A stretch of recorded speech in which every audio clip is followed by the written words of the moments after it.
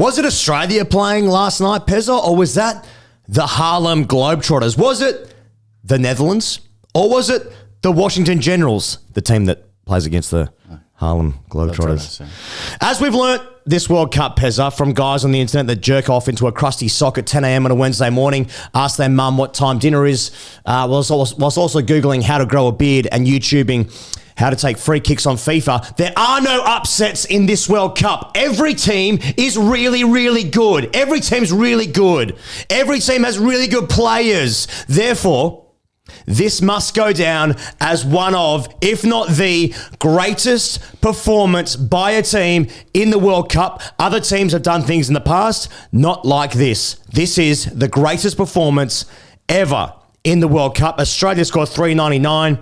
From their 50 overs, they roll the Dutch for 90. They defeat Goldfinger by 309 runs in the most one-sided contest since my willpower against a block of chocolate in the fridge. TGC is brought to you by Cricket.com. You can download the Cricket.com app from the App Store. If you haven't already done that, you got to do that because you can get all sorts of stuff. You can get all sorts of stuff. All sorts of stuff. You do that, then they're happy, and then they work with us, and then we keep doing this. It's a cyclical arrangement, really.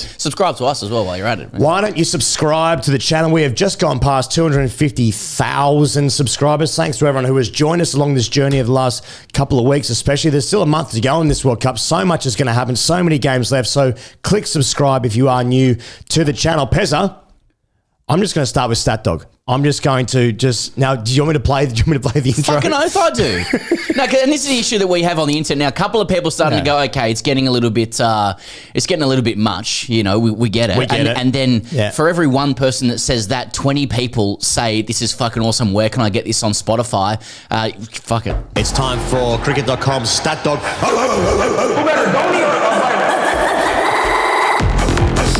The boys would be up for this.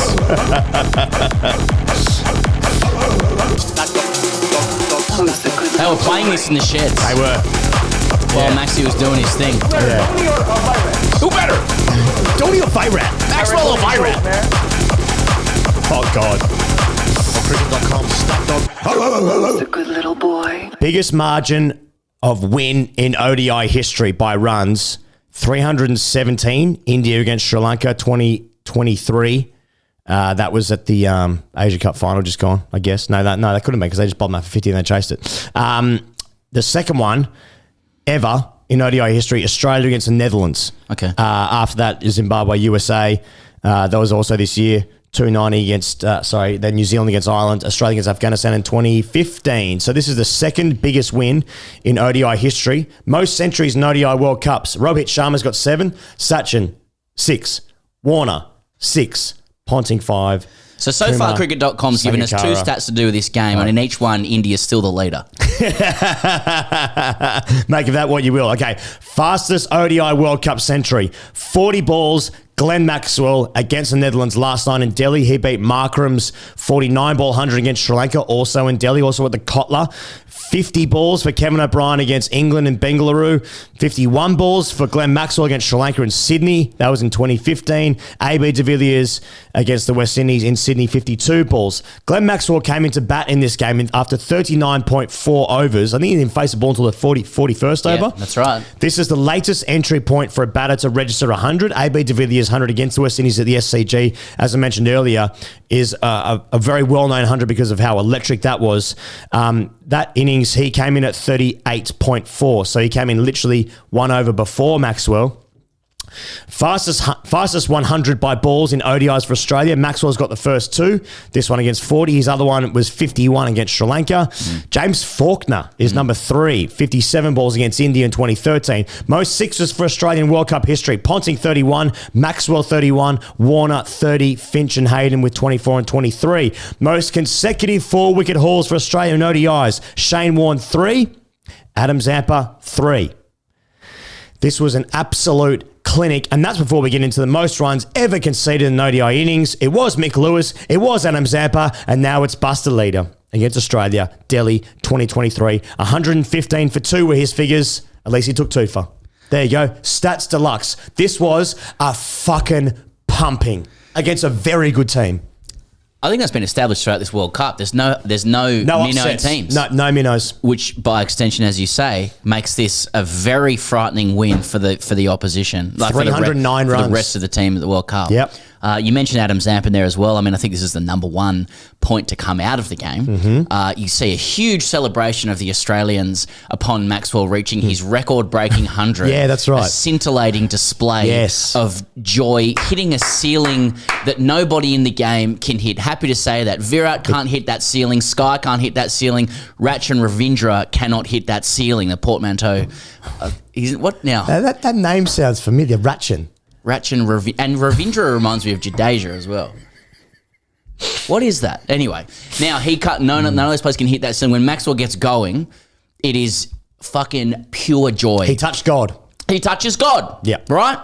Controversially. And you see the Aussie players celebrate.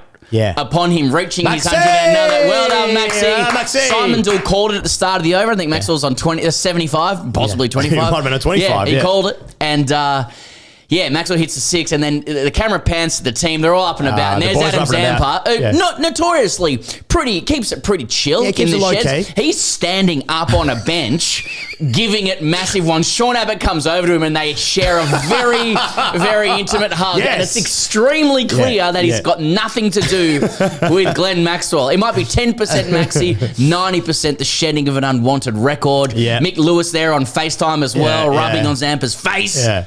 Everyone's a winner. Fantastic. Except for Bustalita. Fantastic. So Maxwell... He bowled well, by the way. Yeah, well, he was just unlucky in the end, wasn't he? Maxwell finishes 106 off 44, 9 fours, 8 sixes. Maxwell came in with the score at, what did he bat? He batted 6, so he came in when Inglis was out. It was 4 for 266 after 38 points. It was last ball, the 39th over.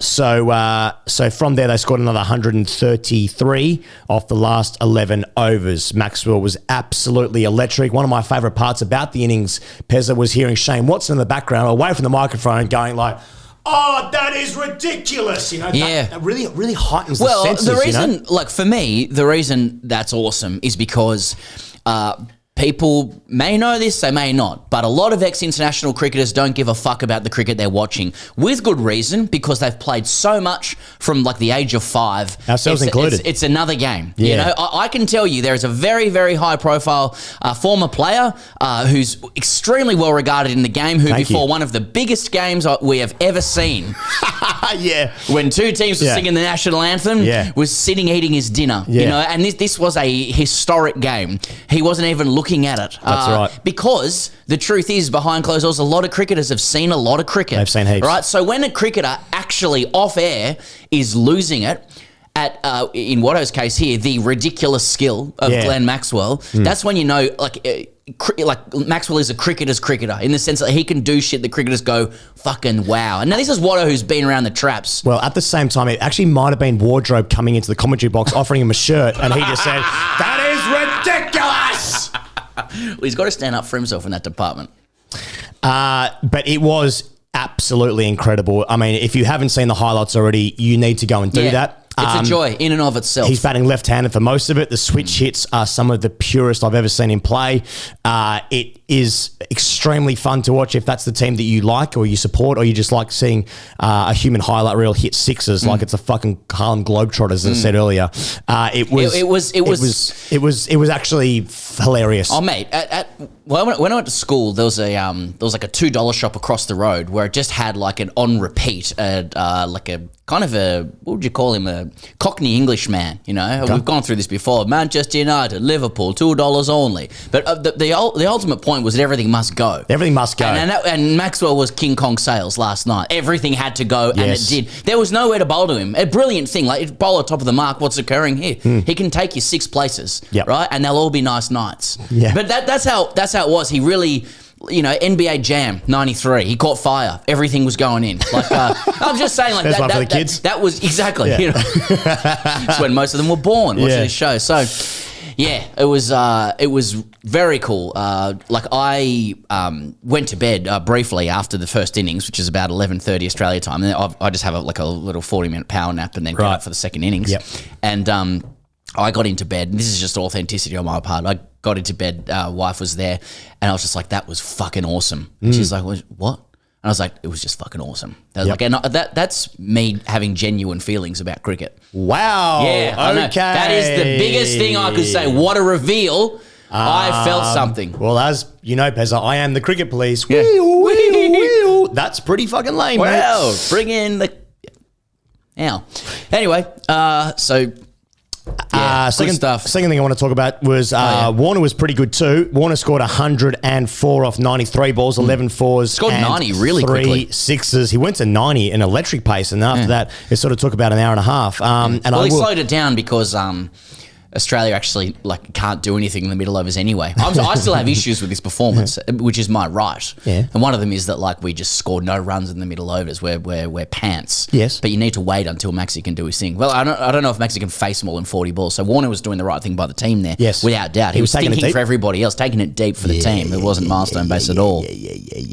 Well, he's gone back-to-back hundreds though in the World Cup. As I mentioned earlier, with all those stats, I mean, Australians can just wake up this morning and just say, oh my God, did we actually beat the Dutch? But these records, he's now got 6 centuries in ODI World Cups. Only Rohit Sharma's got more. He has gone past Ponting for ODI World Cup hundreds, and he's equal with Sachin Tendulkar. All of those players are pretty good. Kumar Sangakkara as well, having 5. But given his record, generally speaking, in India, he's such a pivotal player in the white ball setup. He scored a great 100 against Pakistan, now against the Dutch. You're just hoping that that he can continue this form, because with Travis Head coming back into the side, Mitch Marshall go to 3. It looks electric, and I just hope that he's not wasting runs against the Dutch. Yeah, I don't really care. He scored his 100. It's awesome. Let's get into the main part of this. Yep. The incident with Roelof van der Merwe. Right, okay. This is really... I mean, is there any other, Not you want really. to wax lyrical? No. Yeah, 100. No, it was good. Good stuff. Yeah, Did the jump mate. and all that. He All got good. He heaps of 4s in a row in the second over against Dutt. Yeah. Just kept cutting him. Yeah, that was good. Anyway. So, then we get to Roelof van der Merwe. Yep. Catch. So I forget who's bowling, but it's a full toss. Is it Buster Leader? It might be Buster Leader. He's just hitting for 6, and he gets a full toss outside off stump, and he pops it to Van der Merwe's right-hand side, who then dives and claims the catch. Yeah, hits it well. Yeah, middles it. Yeah, a lot of angles to take with this, because I feel like we've seen this kind of catch before, and catches are normally pretty cut and dried. I call them black and white. Yeah, it's all right. Stop for a second. What is a catch? You know what I'm saying?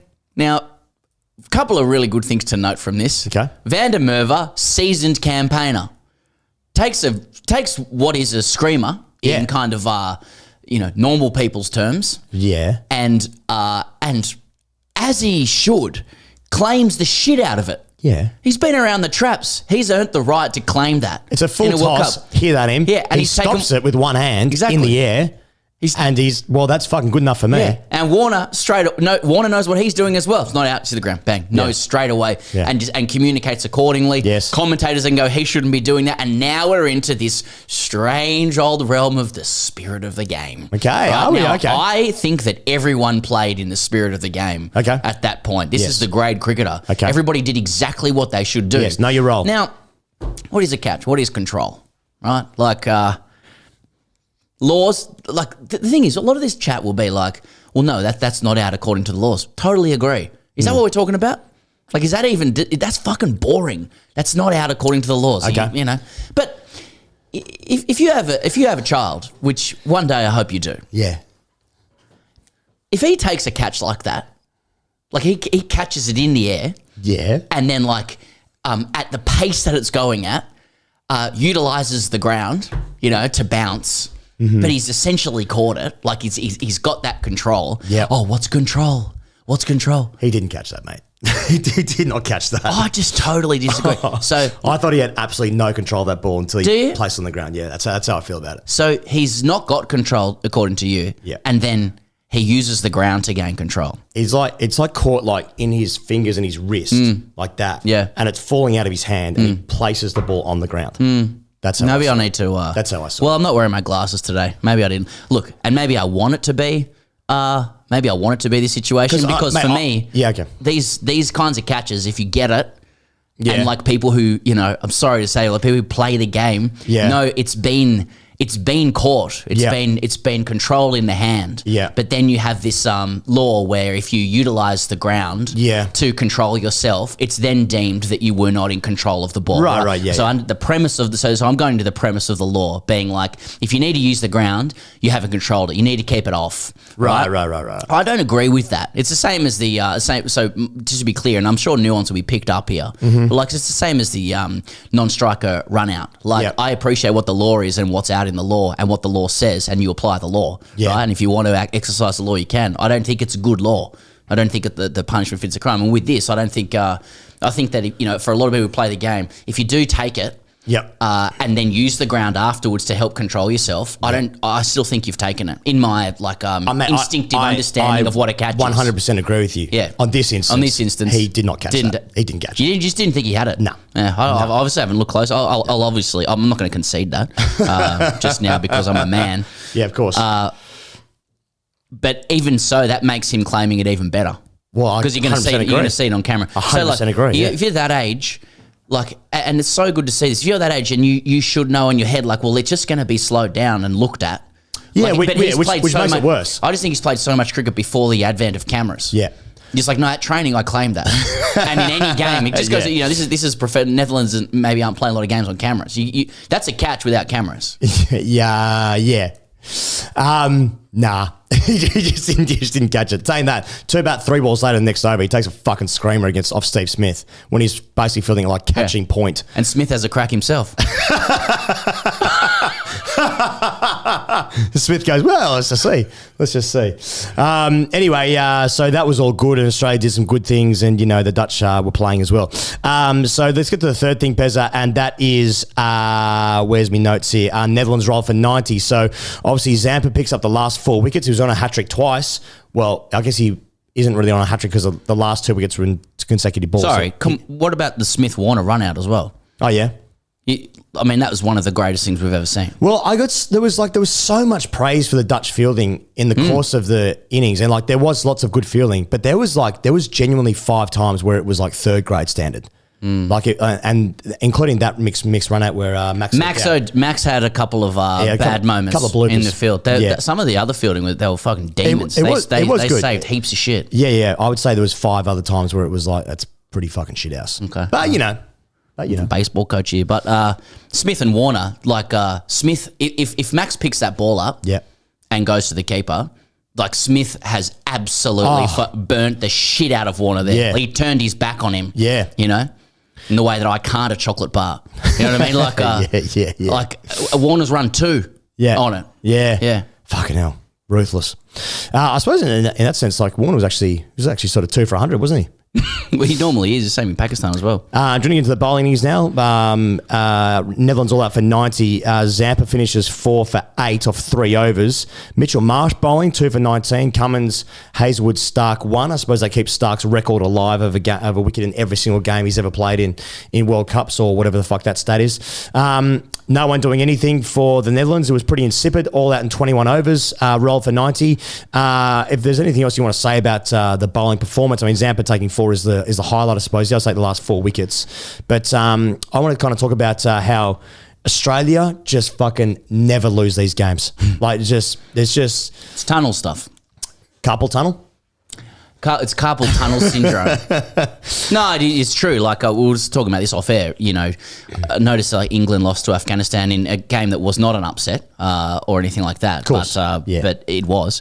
And a lot of the pundits will reflect on it like rational, adult, professional humans as like, England's lost their confidence. This is where they lost the game or whatever. Like, if Australia loses to a team in that same situation, it's a travesty. There's a royal commission. There's effigies. There's marches bigger than any social cause. And because we just simply would not accept those kinds of performances. And I feel like it's like football. Like it's just tunnel stuff. You're just lining up in the tunnel, not that they actually do. Yeah. And you just look across and it's like, that's not happening today. Like, No. With respect to a friend of the show, Scott Edwards, is like, Yes. I'm not touching these guys. Nah.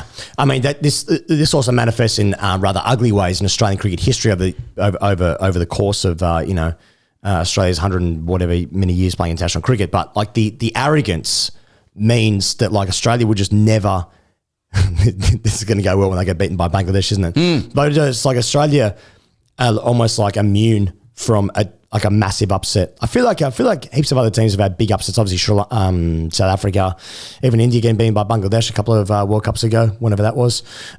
England, Afghanistan, but Australia, like just the sheer arrogance, they're like, nah. I mean, they'll obviously lose heaps of other games. I'm not saying Australia's going to win the World Cup, but just the sheer arrogance of the mentality of Australian cricket as a diaspora. Living overseas, yeah. Exactly, and that's good, and that's why, though a week ago, Australia was 10th and we were falling off a cliff, and in terms of our cricket generally, now we're going to beat New Zealand with a bonus point and outright.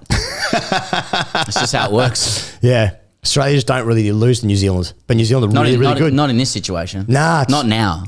Outright. There's nothing more. There's nothing more certain. There's nothing more certain.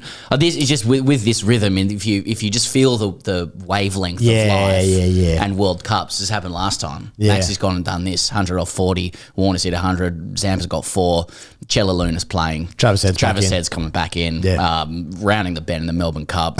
Just getting a kick on. New Zealand's just lost a game. Yeah. They've had a week off, Rusty. Week off, Rusty. This is bonus point outright stuff. Sorry, boys, no one appreciates that, but unfortunately, it's true. Just the way it is. Hashtag AskTGC. This is from Ingigma09. Hashtag AskTGC. Boys, I suffer and have done for a while with insomnia. I attribute this solely to a moment in my childhood where, in a dads v lads game at school, my dad bowling a long hop, which I middled back in his direction only for produce a Strauss 05S catch to dismiss me. Haunting, purely haunting. In my attempt to combat the insomnia issue, I've recently started to have the grey cricketer playing as I tried to nod off. It's like the best podcast to nod off to. However, one evening this week, after I got hooned, how to feel about that? After I got hooned deluxe at a work night, I put on your India-Bangladesh review before falling asleep. 20 minutes later, I wake up with the Coley Vector Techno mix impregnating my ears. So my question is, would it be appropriate to sue you boys for the medical bills I'm facing to fix my jaw after it left my face and now resides on the other side of the room, or should I just see a therapist? Well, we're 1-0 in the legal sense, so undefeated. It's a hell of a streak. That was outright too. That was outright, yeah. But and a bonus point? Yeah. Costs. So yeah, good luck. So good if you want to, anyone's allowed to sue anyone. Really, that's one thing we learned. You're like, anyone can bring an action. It's just about the quality of the action that's being brought. Yeah. What does it mean to be hooned deluxe at a work night? Is that just drunk? I think so, yeah. Like in Australia, I mean, maybe this guy is in Australia, but like you could have hoons going past. Like he could be, on Chapel Street, guys doing chap laps. Yes, right. You know what I mean? I got hooned deluxe. Yeah. I've been hooned. Hoons going past me. Yeah. So I better listen to India, Bangladesh. I mean, I think the general... That's a weird thing to do. Yeah, that's right. Yeah. Mate, some fucking hoons going past me. Put the old pods in. I mean, I think it's a default setting for anyone who listens to this show to see a therapist. No one's getting therapy shamed either. But if you want to bring on an action, that's fine. It causes you to actually go through the history of the entire account, figure out who said what and when, and you can sometimes submit it as legal documents. The etymology of words like champ and alpha. It's all pretty normal stuff. That's right. I have to provide evidence to that effect and IP addresses. So sorry, Ingigma09 about the draw. Yeah, sorry, Ingigma09. Hope the jaw gets better soon. We'll see you guys. I think tomorrow. Tonight's game is England, Sri Lanka. England, Sri Lanka. Is that tonight? Is that tonight? Yeah, I believe so. All right, we'll be reviewing that game. Is England about to be knocked out of the World Cup, or will Sri Lanka give them a lifeline? See you guys tomorrow.